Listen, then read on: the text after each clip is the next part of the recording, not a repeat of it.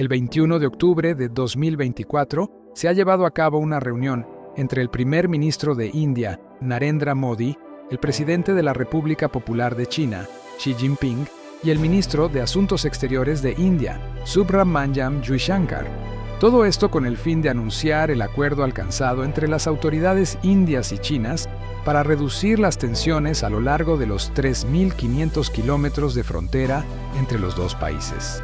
Pero para entender los alcances logrados con este acuerdo, debemos remontarnos exactamente al 15 de junio del año 2020, donde se produjeron intercambios de disparos entre fuerzas indias y chinas en la zona fronteriza entre el Tíbet y Ladakh, específicamente en el valle del río Galwan, en Ladakh, en la frontera entre India y China.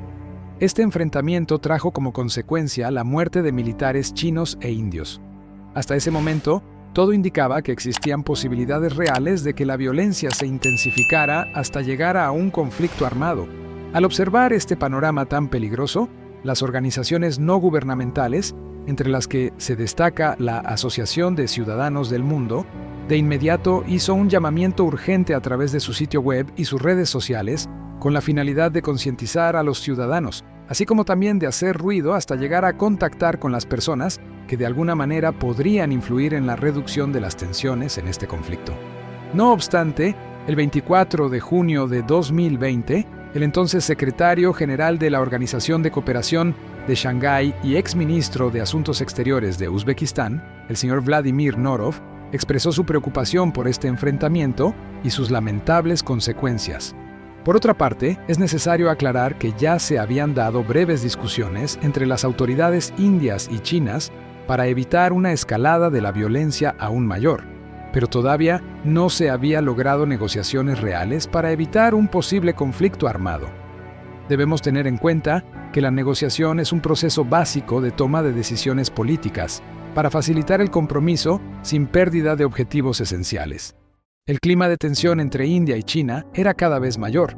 El 25 de junio, el Ministerio de Asuntos Exteriores de la India emite declaraciones donde informa que desde principios de mayo, los chinos habían estado acumulando un gran contingente de tropas y armas a lo largo de la línea de control actual, LAC.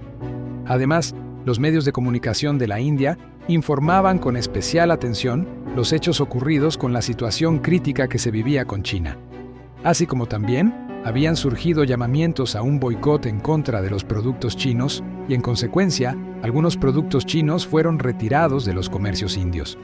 Portavoces tanto indios como chinos habían hecho referencia a la guerra de 1962, durante la cual murieron unas 2.000 personas. Diplomacia de la vía 2. Esfuerzos no gubernamentales.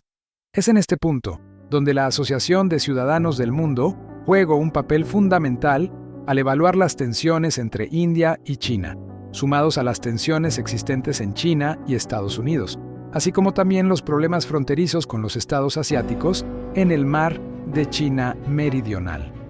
Como resultado de esta evaluación, se considera de vital importancia tomar medidas diplomáticas de manera rápida y oportuna, y por esta razón se recurre a los esfuerzos e intercambios no gubernamentales de la diplomacia de la vía 2. Para explicarlo de mejor manera, la diplomacia de la vía 1 es la diplomacia oficial de gobierno a gobierno entre representantes designados de los estados, normalmente diplomáticos del Ministerio de Asuntos Exteriores. Sin embargo, los gobiernos tienen una serie de funcionarios a los que recurrir, agencias de inteligencia, el ejército y aliados del presidente, es decir, personas de confianza dentro del entorno ejecutivo. En cambio, los esfuerzos de la diplomacia de la vía 2 se organizan a través de organizaciones no gubernamentales y a veces por instituciones académicas. Tales esfuerzos pueden implicar comunicaciones informales de manera más directa, que tienen lugar en ausencia de canales de comunicación formales. El término vía 2 fue acuñado por el diplomático estadounidense Joseph Monville en su obra The Arrow and the Olive Branch, A Case for Track 2 Diplomacy. Los esfuerzos de la diplomacia de la vía 2 han crecido a medida que se reconoce cada vez más que las Naciones Unidas debe afrontar muchos obstáculos que disminuyen drásticamente su capacidad para intervenir en los conflictos cuando es necesario. como ha escrito Adam Kurl, profesor fundador del Departamento de Estudios sobre la Paz de la Universidad de Bradford en el Reino Unido. Con amplia experiencia en esfuerzos de mediación, él ha expresado lo siguiente: en general, los gobiernos logran sus resultados porque tienen poder para influir en los acontecimientos, incluida la capacidad de recompensar o castigar. Paradójicamente, la fuerza de los pacificadores civiles reside específicamente en su falta de poder. No se les teme ni se les corteja por lo que pueden hacer. En cambio, se confía en ellos y, por lo tanto, a veces se les puede permitir desempeñar un papel en la pacificación que se les niega a la mayoría de los diplomáticos oficiales. Sin embargo, quienes participan en los esfuerzos de la diplomacia de la Vía 2 deben tener fácil acceso a los responsables de la toma de decisiones gubernamentales y a los diplomáticos de la diplomacia de la Vía 1. Como escribe en un pequeño verso Kenneth Boulding, ciudadano del mundo y economista, cuando la Vía 1 no funciona, debemos viajar por la Vía 2, pero para que los resultados sean duraderos, las vías deben encontrarse en algún lado. En las tensiones fronterizas entre China e India, ambas partes deben estar convencidas de que existe un considerable sentimiento de paz entre sus propios partidarios. En este conflicto, que podría derivar en una mayor violencia, existe una comprensible tendencia a buscar respuestas a corto plazo.